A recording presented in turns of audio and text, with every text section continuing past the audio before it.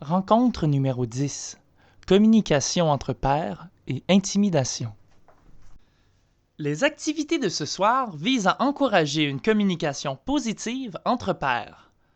Les jeunes se mettront à la place d'autres personnes pour réfléchir à des solutions aux conflits interpersonnels, tandis que les adultes discuteront des moyens de maintenir la sécurité physique et émotionnelle des enfants. Après les activités en atelier, les jeunes et les parents ou gardiens échangeront quelques trucs et conseils sur comment faire face à l'intimidation et à la cyberintimidation. Les communautés qui organisent des rencontres de 2h30 regarderont également et discuteront ensuite de 2 vidéos sur l'intimidation. La rencontre se termine finalement sur un enseignement de l'aîné qui explore certaines des façons dont les générations précédentes ont résolu les conflits interpersonnels. La rencontre commence comme d'habitude en se réunissant et en accueillant les participants aux activités de la journée. Vous pouvez présenter brièvement le thème de la rencontre d'aujourd'hui, la communication entre pairs et l'intimidation. Invitez comme d'habitude l'aîné à présider la cérémonie, diriger le protocole ou adresser les remerciements qui conviennent à la rencontre. Vous pouvez prévoir environ 5 minutes pour cette partie du programme. Après l'ouverture, c'est le temps du repas.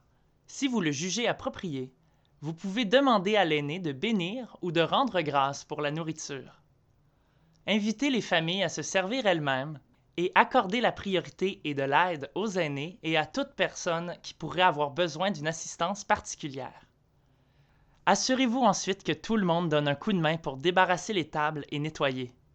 Au total, le repas devrait durer environ 30 minutes. Une fois que vous en aurez terminé avec le repas et le nettoyage, vous recueillerez les commentaires et la rétroaction des participants sur la rencontre précédente. Cela devrait prendre environ 10 minutes et consiste à poser les questions suivantes au groupe. La semaine dernière, nous avons joué au jeu Poisson et canot et nous avons pratiqué différentes façons de défendre ses positions. Quels ont été certains des messages à retenir lors de cette rencontre? Certaines des personnes que nous rencontrons tout au long de notre existence deviennent des amis pour la vie. De bons amis peuvent être une source extraordinaire de bonheur et de soutien. Quelles sont les choses que vous appréciez chez vos amis? Passez en revue également le jeu questionnaire sur l'amitié qui vous a été assigné comme une activité à faire à la maison la semaine dernière. Lisez les questions à haute voix aux participants, mais demandez-leur d'y répondre dans leur tête. Après avoir passé en revue l'activité à faire à la maison, vous prendrez environ 10 minutes pour présenter aux participants l'approche adoptée au cours de cette rencontre pour traiter de l'intimidation. N'oubliez pas de vous donner un peu plus de temps pour réfléchir à la façon dont vous aborderez cette discussion, car il pourrait s'agir d'un sujet délicat pour certains des participants, qu'ils soient des jeunes ou des adultes. Votre priorité ici en tant qu'animateur devrait être de créer et de maintenir un espace qui soit aussi physiquement et émotionnellement sécuritaire que possible. Soyez notamment attentif à ce que les gens ne s'interrompent pas entre eux et faites un effort particulier pour respecter les limites des participants. Pour obtenir des conseils et des ressources pour vous aider à faire face aux situations difficiles, consultez le plan de sécurité au début de votre manuel. La discussion sur l'intimidation est suivie des activités en atelier. Pour les jeunes, vous leur donnerez une introduction de 10 minutes à la communication entre pairs, puis vous choisirez de réaliser l'une des 2 activités suivantes. La première demande aux participants de manifester de l'empathie pour les pensées et les émotions de plusieurs personnages fictifs, puis de réfléchir à des solutions pour leur venir en aide en utilisant la technique du remue-ménage, aussi appelée brainstorming.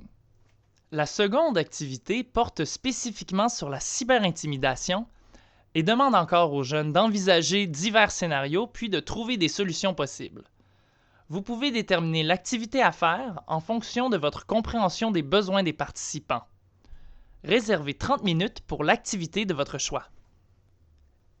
Les adultes, quant à eux, passeront la rencontre en atelier à parler de leurs expériences d'aider leurs enfants à gérer leur monde social, que ce soit dans le monde physique ou dans leurs activités et relations virtuelles sur Internet et dans les réseaux sociaux. Votre manuel et le livret pour adultes offrent tous deux de l'information et des sujets de discussion sur la cyberintimidation. Cette activité devrait durer environ 30 minutes.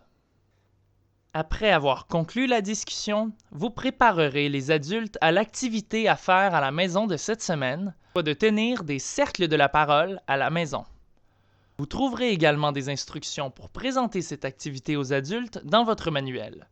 Réservez 10 minutes pour ce temps de préparation. Après les rencontres en atelier, les participants se réuniront de nouveau et discuteront au cours des 10 prochaines minutes de ce qu'ils ont appris. Demandez aux participants de se réunir en famille et de parcourir la page intitulée « Conseils et rappels dans le livre des jeunes ». Avant de terminer l'activité, n'oubliez pas de demander aux participants de remplir la section sur les ressources disponibles dans leur communauté et leurs écoles. Après les rencontres en atelier, les participants se réuniront de nouveau et discuteront au cours des 10 prochaines minutes de ce qu'ils ont appris. Demandez aux participants de se réunir en famille et de parcourir la page intitulée « Conseils et rappels dans le livre des jeunes ». Avant de terminer l'activité, n'oubliez pas de demander aux participants de remplir la section sur les ressources disponibles dans leur communauté et leurs écoles. À la suite de cette discussion, les participants des rencontres de 2h30 regarderont puis discuteront de 2 courtes vidéos sur l'intimidation. Les participants des rencontres de 2 heures, quant à eux, passeront directement à l'exposé de l'aîné. Si vous visionnez les vidéos, jetez un coup d'œil au manuel pour obtenir des instructions sur la façon d'y accéder et de faciliter cette activité d'une durée prévue d'environ 15 minutes. Invitez ensuite l'aîné à prendre la parole. Nous lui suggérons de raconter une histoire ou d'offrir des conseils qui touchent au thème de la communication et de la résolution des conflits. Si vous le jugez pertinent, vous pouvez demander à l'aîné de se référer au texte sur la résolution traditionnelle des conflits inclus dans la rencontre numéro 10 du manuel. Après son intervention, les participants sont invités à poser des questions et à discuter. Notez que pour les communautés qui organisent des rencontres de 2 heures, le temps de parole de l'aîné peut devoir être un peu plus court que d'habitude. Essayez dans ce cas de lui allouer environ 10 minutes plutôt que 20 minutes. La rencontre numéro 10 se termine après le temps de parole de l'aîné. Nous vous recommandons de remercier chaleureusement les participants de leur présence et de leur faire savoir que vous avez hâte de les revoir à la prochaine rencontre. Expliquez ensuite l'activité à faire à la maison, soit de prendre part à un cercle de la parole familiale et de rédiger ensemble une entente familiale. Enfin, comme d'habitude, vous pouvez guider les participants à travers un exercice de relaxation ou demander l'aîné de livrer le mot de la fin ou observer toute autre pratique significative jugée pertinente. Il ne faut surtout pas perdre de vue que cette vidéo n'est qu'un résumé de la rencontre.